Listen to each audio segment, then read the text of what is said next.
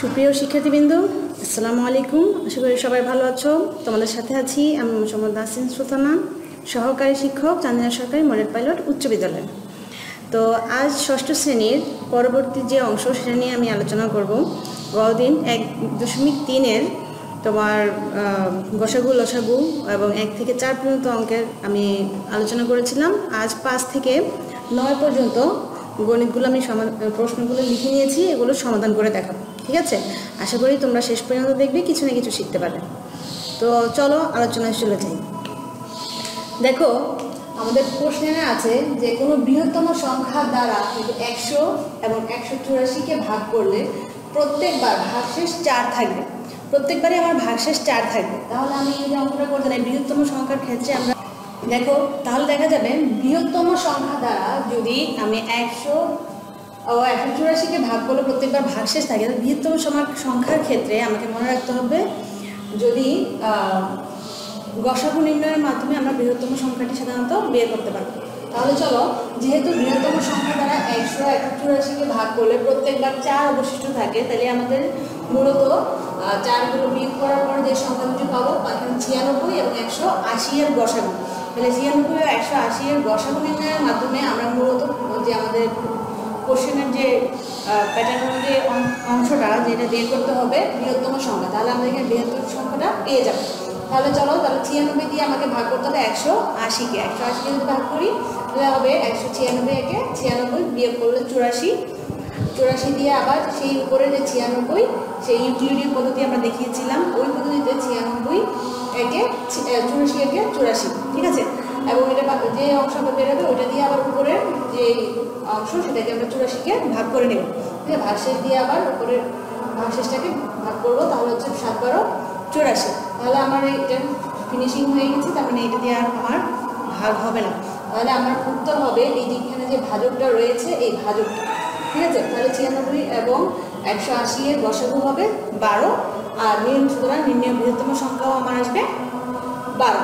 ঠিক আছে, তাহলে একই রকমভাবে আমরা 6 নম্বর অঙ্কটাও করতে পারি। 6 নম্বরে যা আছে বৃহত্তম সংখ্যা দ্বারা 27, 40, 65-কে ভাগ করি, তাহলে যথাক্রমে 3, 4, 5 ভাগশেষ থাকবে। যদি ভাগশেষ, সেটার ক্ষেত্রে আমরা কী করবো, এখানে আমাদের পুরো অঙ্কটাকে একটু ডিফারেন্স হবে। সেটা হচ্ছে 27, 40 এবং 65-কে ভাগ করলে আমরা কী করবো, এখানে 65-কে ভাগ করলে আমরা কত পাবো, 27 থেকে যথাক্রমে বলেছে, যথাক্রমে মানে ক্রমান্বয়ে। ঠিক আছে, 27 থেকে বাদ যাবে 3 এবং 40 থেকে 4 এবং 65 থেকে 5 বিয়োগ করবো।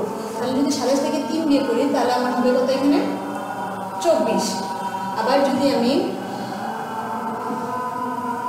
40 থেকে 4 বিয়োগ করি তাহলে আমার এখানে আসবে 36 এবং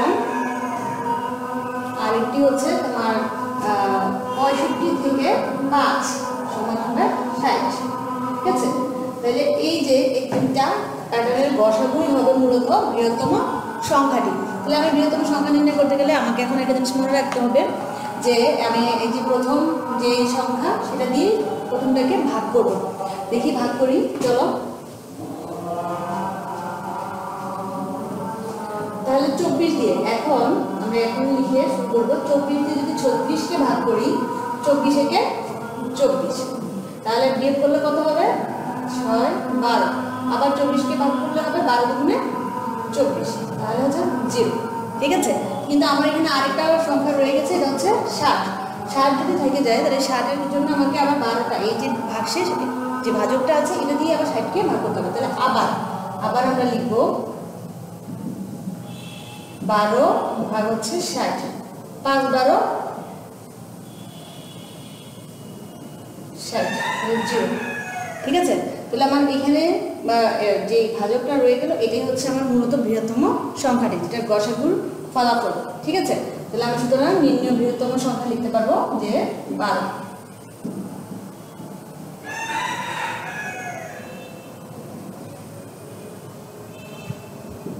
এটাই হবে অ্যান্সার। ঠিক আছে, সেম ভাবে এর পরবর্তী অঙ্ক দেখো, খেয়াল করো। 7 বলেছে কোনো ক্ষুদ্রতম সংখ্যাকে 8, 12, 18 এবং 24 দ্বারা ভাগ করলে প্রত্যেকবারই ভাগশেষ 5 থাকবে। মানে যতবার আমি ভাগ করি না কেন ভাগশেষ অলওয়েজ কি থাকবে, 5 থাকবে। তাহলে যদি হয় ক্ষুদ্রতম সংখ্যার ক্ষেত্রে আমরা গসাগুর মাধ্যমে অঙ্কটি নির্ণয় করতে পারি। ঠিক আছে, তাহলে আমরা কীভাবে ক্ষুদ্রতম সংখ্যা নির্ণয় করব? লসাগুর মাধ্যমে। আর বৃহত্তম সংখ্যা নির্ণয় করব গসাগুর মাধ্যমে। ঠিক আছে, এই জিনিসটা মনে রাখলে মোটামুটি আমরা অঙ্কগুলো পেয়ে যাব। আবার দেখো, তাহলে আমি একইভাবে লিখি, ক্ষুদ্রতম সংখ্যাটি হবে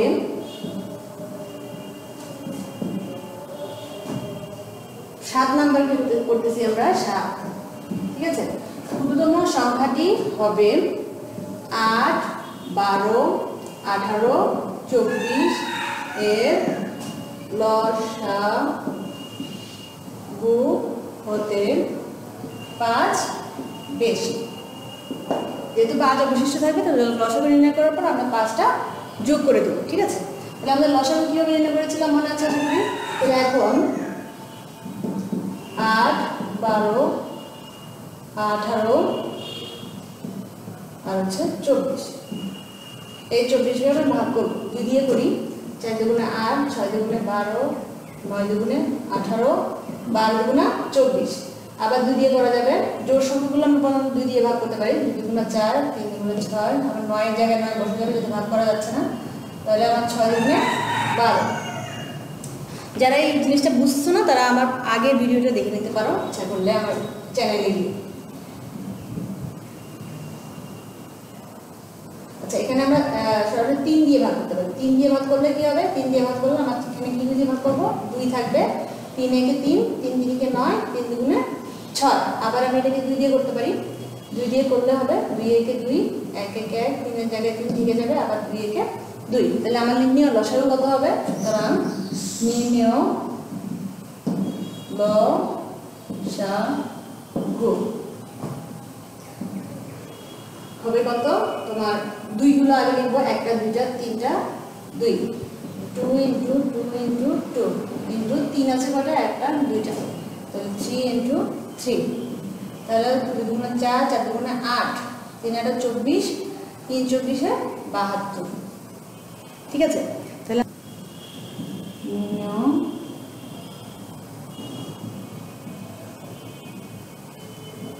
সংখ্যা হবে কত বলেছিলাম? লসাগু হতে 5 বেশি। তাহলে আমরা 72 যোগ 5 সমান হবে 77। এটাই হবে আনসার। ঠিক আছে, তাহলে আশা করি তোমরা 7 নাম্বার পর্যন্ত ক্লিয়ার হয়েছে। এবার দেখো 8 নাম্বার। 8 নাম্বারটা সেম, তবে একটু ডিফারেন্স আমি এটা করে দেখাচ্ছি। দেখো, সংখ্যা বলেছে কোনো ক্ষুদ্রতম সংখ্যাকে 20, 25, 30, 36, 48 দিয়ে ভাগ করলে যথাক্রমে, মানে প্রত্যেকটা থেকে যথাক্রমে ক্রমান্বয়ে এটার পর এটা আসবে, এটার পর এটা। ঠিক আছে, পরবর্তী ধাপগুলো আসবে। তাহলে 25, 20, 25, 31, 43 ভাগশেষ থাকবে। যদি ভাগশেষ থাকে তাহলে আমি কি করবো? প্রথমে 20। তাহলে এখন আমরা লিখবো যথাক্রমে, যদি বলছে 20 বিয়োগ 15 সমান সমান কত আসে? 5। তারপর 25 বিয়োগ 20, 25 থেকে কি বিয়োগ করবো? 20 বিয়োগ করবো, তাও থাকে 5। তাহলে আবার 30 থেকে 25 বিয়োগ করবো, 30 বিয়োগ 25, তাও থাকে 5। আবার 36 বিয়োগ 31, তাও থাকে, আমরা বের করলে পাবো 5। আবার 48 বিয়োগ 43, তাও আমরা পাবো 5। ঠিক আছে, তাহলে দিদি আমরা সবগুলো সংখ্যা থেকেই দেখা যাচ্ছে কি 5 করে ফলাফল পেয়ে যাচ্ছে। বিয়োগফল সবসময় 5ই থাকছে। তাহলে যেহেতু 5 থাকে, তাহলে আমাদের দেখা যাবে যে সুতরাং নির্ণয়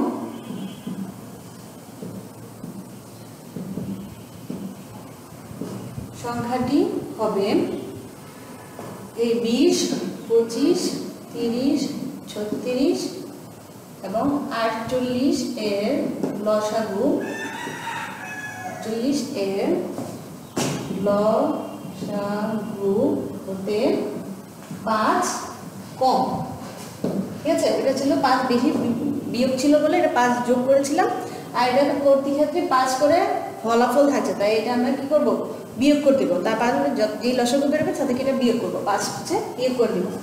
তাহলে আমরা এখন লসাগু নির্ণয় করতে পারি। তাহলে 20, 25, 30, 36 এবং 48।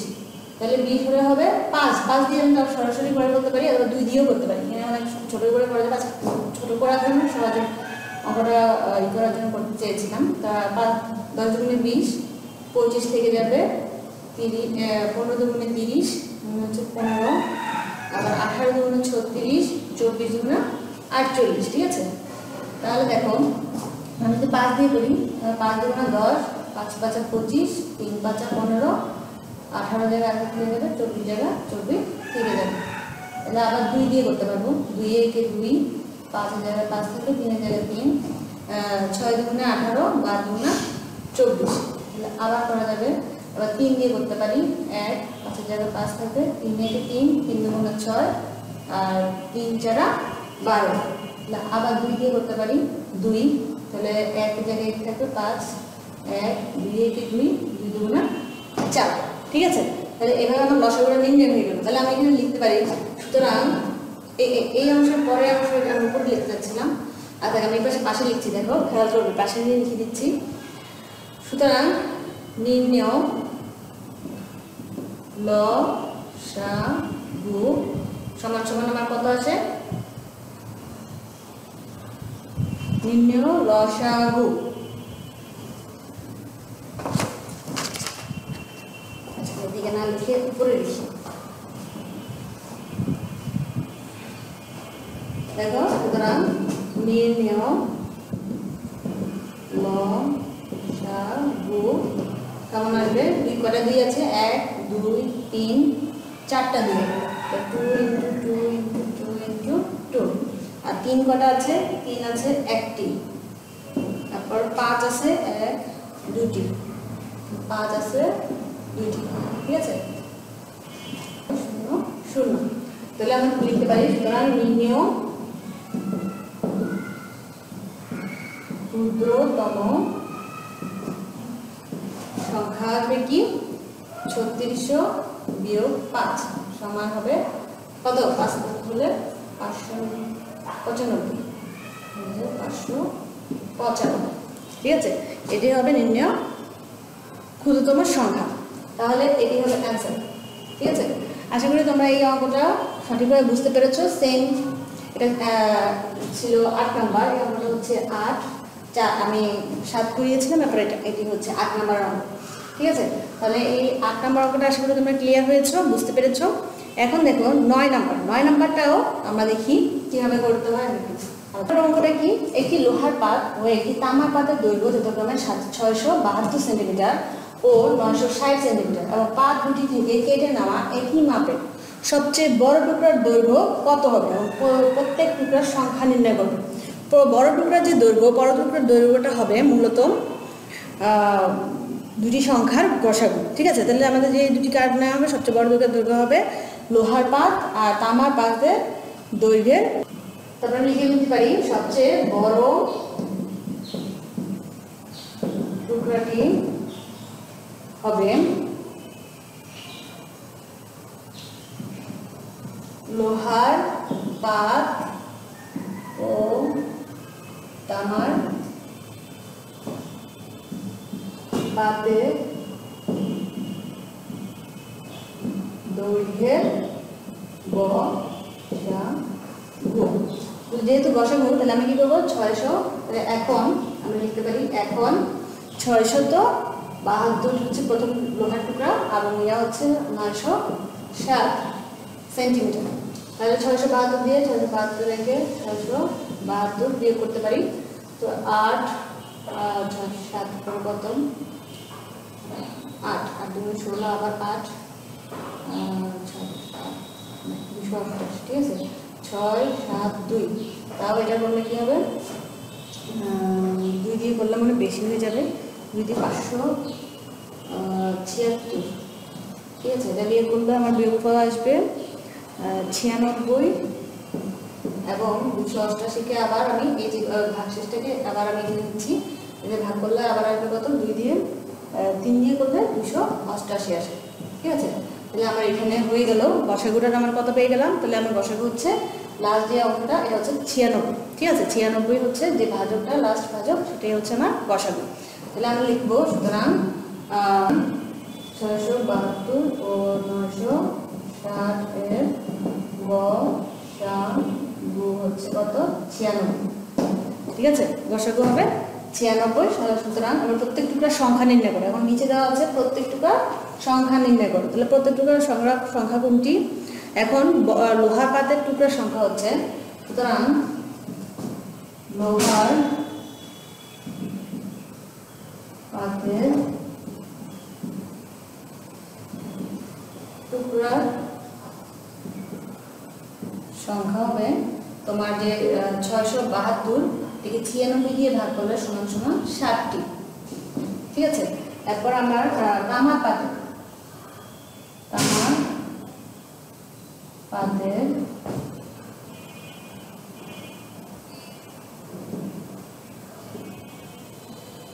টুকরার সংখ্যা হবে 960 যোগ 96 সমান 10টি। ঠিক আছে, তাহলে আমরা সুতরাং লিখতে পারি এই প্রতিটি টুকরার সংখ্যা হচ্ছে 10টি হচ্ছে তামার পাতের টুকরা, আর লোহার পাতের টুকরা হচ্ছে 60টি। তাহলে টুকরার সংখ্যা পেয়ে গেলাম। আর সবচেয়ে বড় টুকরার সংখ্যা হচ্ছে 96। ঠিক আছে, বড় টুকরার দৈর্ঘ্য, সবচেয়ে বড় টুকরার দৈর্ঘ্য হচ্ছে 96। তাহলে আমাদের এটার মাধ্যমে পরীক্ষায় লিখতে পারবো আশা করি। তাহলে আশা করি তোমাদের আর সমস্যা থাকবে না। এইগুলোতে যদি কোনো সমস্যা থাকে প্রয়োজনে কমেন্ট করে জানাতে পারো, এবং এর আগের যে অধ্যায়গুলো অঙ্কগুলো আমি করিয়েছি সেগুলো আমার টাইমলাইনে গিয়ে দেখতে পারো। ঠিক আছে, প্লেলিস্টে গিয়ে দেখে নিতে পারো। আর পরবর্তী আমি ভিডিওতে আবার নিয়ে আসবো তোমাদের জন্য পরবর্তী যে অঙ্কগুলো আছে এই অধ্যায়েরই, সেটার জন্য 2-1 দিনের মধ্যে আশা করি নিয়ে আসবো। সেই জন্য অপেক্ষা থাকো, আর ভালো থাকো, সুস্থ থাকো। আল্লাহ হাফিজ। Tell me why I'm falling. Oh, let's call it.